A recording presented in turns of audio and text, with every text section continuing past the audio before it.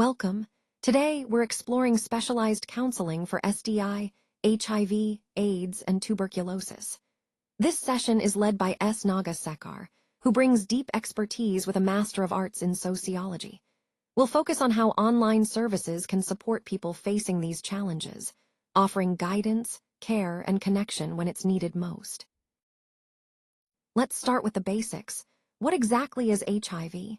HIV stands for Human Immunodeficiency Virus.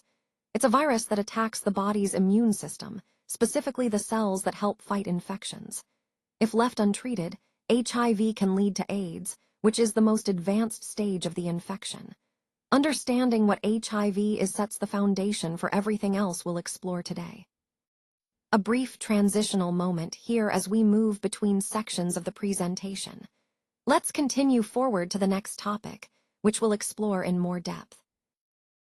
Let's talk about how HIV multiplies inside the body. This process is called replication. HIV targets specific immune cells, called CD4 cells, to make copies of itself.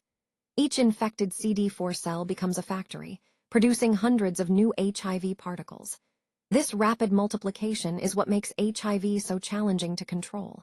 Understanding this helps us see why treatments focus on stopping the virus from replicating in these key cells. A brief transitional moment here as we move between sections of the presentation. Let's continue forward to the next topic, which we'll explore in more depth. HIV is the virus behind AIDS. It attacks your immune system by destroying T cells, the very cells that help you fight infections. What's tricky is that you can have HIV without feeling sick at all. That's why testing is so important. The earlier you know, the sooner you can start treatment, and that gives you the best shot at a long, healthy life. The window period is the time between when someone might have been exposed to HIV and when a test can reliably detect the infection. For most people, tests will show positive results between 3 and 6 weeks. But to be absolutely sure, we consider results conclusive only after 90 days. During this window, it's possible to have the virus but still test negative. That's why understanding different tests and their timing is so important for accurate results. Let's talk about how HIV is transmitted. The virus spreads primarily through certain body fluids, like blood, semen, vaginal fluids, and breast milk. It can enter the body through mucous membranes or direct contact with the bloodstream.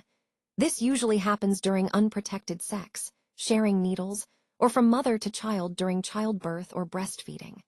Understanding these transmission routes helps us focus on prevention and reduce new infections. It's all about knowing the risks, so we can protect ourselves and others. In this part, we're focusing on 5 common sexually transmitted infections that typically affect men. Understanding these infections is key to prevention and early treatment. This sets the stage for our next session, where we'll dive deeper into each one, what they are, how they spread, and what we can do about them. Let's get ready to explore these important health topics together.